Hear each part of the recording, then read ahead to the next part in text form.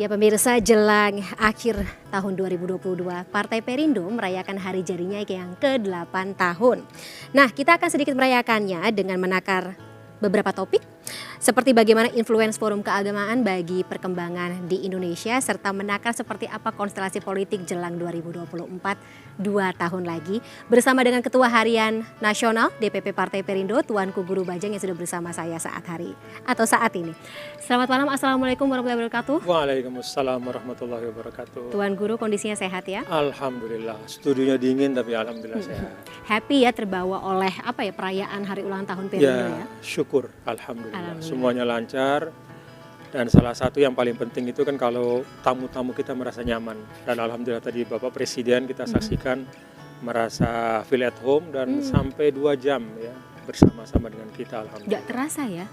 Kayak jarang sekali kita lihat Pak Presiden itu bisa hadir dalam waktu kurun lebih dari 1 jam di suatu tempat. Ya, alhamdulillah. Itu menunjukkan bahwa itu bagian dari beliau mengapresiasi seluruh keluarga besar Partai Persatuan Indonesia, alhamdulillah. Baik, nah bicara mengenai Partai Persatuan Indonesia atau Perindo, Tuan Guru, ini hari ulang tahun ke-8 ya. Kira-kira kalau misalnya kita menakar usia 8 itu kan usia kalau anak-anak tuh lagi semangat-semangatnya, lagi pengen lari seperti itu, Tuan Guru. Apakah itu yang juga dikerjakan atau yang berada atau kondisinya Partai Perindo saat ini? Alhamdulillah, jadi bismillahirrahmanirrahim, saya melihat bahwa situasi kebatinan ya, suasana kebatinan kolektif yang ada di Partai Perindo luar biasa. Jadi mulai dari Bapak Ketua Umum sampai seluruh perangkat partai dan seluruh kader simpatisan itu sangat bersemangat. Konsolidasinya solid Konsolidasi ya? Internal alhamdulillah terus menerus akseleratif ya. Kemudian juga memperluas basis konstituensi itu berjalan dengan baik alhamdulillah. Sehingga kalau kita lihat dari temuan lembaga-lembaga survei, popularitas dalam arti pengenalan masyarakat kepada Partai Persatuan Indonesia itu meningkat dengan sangat bagus. Dan berbarengan dengan itu alhamdulillah elektabilitas pun itu juga meningkat. Alhamdulillah ya, optimis ya Tuan Guru ya mencapai sangat optimis ya? insya Allah dengan izin Allah Subhanahu Wa Taala. Baik, Tuan Guru, kita sedikit geser ke topik lain ya. Kalau kita tahu Tuan Guru ini juga baru pulang dari Bahrain ya, memenuhi undangan dialog tokoh keagamaan. Udah dibagi sedikit ceritanya Tuan Guru. Iya, jadi ada forum dialog Bahrain ya, FDB ya. Itu salah satu dari rangkaian sebenarnya dialog antara antara timur dan barat ya, antara Islam dengan Kristen, dengan Katolik, dengan tokoh-tokoh agama di seluruh dunia. Nah, jadi kalau dari dunia Islam itu ada Al-Azhar dan Majelis Hukama Muslimin ya, Muslim Council of Elders. Itu dari Katolik itu ada Pope ya, Fransiskus II dari pemimpin di Vatikan, kemudian juga pemimpin gereja Anglikan. Kemudian juga pemimpin Hindu, pemimpin Buddha, seluruh pemimpin bahkan agama-agama kecil. Ya, dalam tanda kutip ya, istilah kecil itu artinya pengikutnya tidak sebanyak agama yang besar ya. Masih minoritas ya. Ada yang di Irak, kemudian di Kurdi, kemudian di India juga ada, dan di beberapa bagian dunia itu juga ikut bersama-sama. Jadi kenapa sih kumpul ya, semangatnya adalah bagaimana terus-menerus memastikan bahwa agama itu bisa menunaikan risalahnya, menghadirkan kedamaian dan juga menciptakan koeksistensi kepada seluruh umat manusia. Pertukaran Tuan Guru? Ilmu, terus kemudian cerita-cerita apa saja yang dibawa, terutama kalau Tuan Guru membawa apa yang ada di Indonesia saat ini dalam forum tersebut.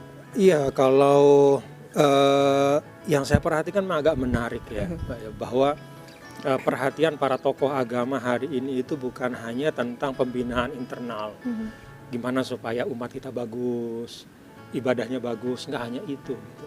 Tetapi juga melihat kita sebagai umat manusia ini sebagai satu kesatuan. Jadi kalau misalnya dulu kita menyimak tentang pembicaraan tentang misalnya climate change, itu biasanya kan di PBB atau di forum-forum ilmiah yang terkait dengan itu. Tapi ternyata kemarin climate change itu menjadi salah satu isu utama di dalam pembahasan forum dialog Bahrain. Dalam konteks bahwa agama harus kasih panduan juga.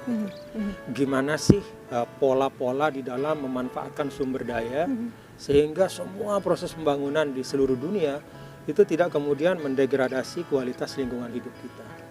Pembangunannya jalan, tapi lingkungan tetap terjaga. Jadi menurut saya ini menarik ya, bahwa ternyata para tokoh agama terus-menerus berusaha menarik agar agama bicara tentang isu-isu yang konkret. Dan itu yang pun jadi dirasakan. concern ya saat ini ya Tuan Guru Iya, ya? itu concern yang sangat kuat. Baik. Kan berarti Tuan Guru bertemu dengan berbagai macam pemimpin umat seperti itu Ya, dalam forum ya. tersebut.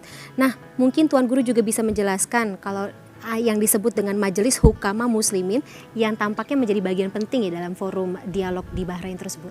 Oh iya, jadi Muslim Council of Elders, ya, Majelis Hukama Muslimin itu didirikan 2014 yang lalu. Jadi semangatnya itu bagaimana menyebarkan pesan perdamaian dan koeksistensi. Basisnya apa? Dialog.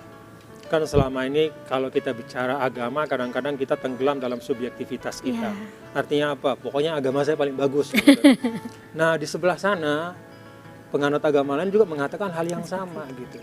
Lalu kalau kita diam di rumah kita, bicara antar kita saja, mengatakan saya paling bagus, lalu titik kerjasamanya di mana? Gitu. Apa yang bisa dihadirkan oleh agama untuk kemajuan umat manusia? Karena Padahal itu kita kan harus perlu bekerja dibangun sama, ya. dialog. Nah, dialog inilah yang kemudian digagas oleh Muslim Council of Elders. Nah, alhamdulillahnya itu tahta suci Vatikan sebagai pemimpin tertinggi umat Katolik di dunia itu punya concern yang sama. Artinya apa? Kita harus reach out, harus lepas dari batas-batas yang kita bangun, tapi kita harus membuka diri dan berdialog. Dan dialognya bukan hanya sekedar jumpa, say hi gitu, assalamualaikum atau apa kabar, enggak. Tapi ada isu-isu penting. Ya, bagaimana agama bisa berperan untuk menangani atau merespon perubahan iklim. Bagaimana agama bisa memberikan keberpihakannya terhadap orang-orang yang marginal, korban perang, kaum perempuan, anak-anak yang sering dieksploitasi. Suara agama itu kayak apa? Nah, jadi Majelis Hukama bekerja di situ, membangun dialog untuk meneguhkan koeksistensi. Dan alhamdulillah tahta suci Vatikan responnya bagus, dan juga lembaga-lembaga agama di dunia juga luar biasa. Perspektifnya bisa dikatakanlah disamakan seperti itu Tuan Guru dalam forum dialog tersebut. Iya, jadi saya melihat sih sebenarnya semua tokoh-tokoh agama sudah tahu apa sih yang kita hadapi. Kalau ibaratnya kehidupan di dunia ini seperti satu perahu besar ya, ya kita sama-sama di situ gitu. Bahwa kita punya kamar yang beda-beda, iya, tapi kan kita juga punya kepentingan bersama, memastikan perahunya mengarah ke arah yang benar, tidak karam. Nah, kira-kira kayak begitu. Jadi concern kemanusiaan itu yang terus diketekankan oleh Majelis Hukama dan juga oleh oleh lembaga-lembaga agama yang lain. Baik, Tuan Guru bertemu dengan berbagai pemuka agama, tokoh-tokoh terkenal dari agama-agama lain. Kira-kira ada yang mereka sampaikan Tuan Guru terhadap Tuan Guru terkait dengan Indonesia di mata mereka? Ada pesan seperti itu? Iya, jadi surprisingly ya, para tokoh yang bagi saya pun sebagian di antara mereka baru jumpa dan berasal dari tempat-tempat yang sangat jauh. Saya jumpa misalnya dengan Grand Mufti Rusia, ya. Kita tahu Islam adalah umat beragama kedua terbesar setelah Kristen Ortodok di Rusia. Nah, beliau menyampaikan apresiasi yang luar biasa terhadap Indonesia. Jadi bahasa beliau itu negara yang mampu menjaga perdamaian, persatuan. Kami ingin belajar banyak. Itu dia sampaikan, kami ingin belajar banyak dari Indonesia. Kemudian juga Mufti Syekhul Islam Azerbaijan. Kemudian juga pimpinan Gereja Ortodok Yunani.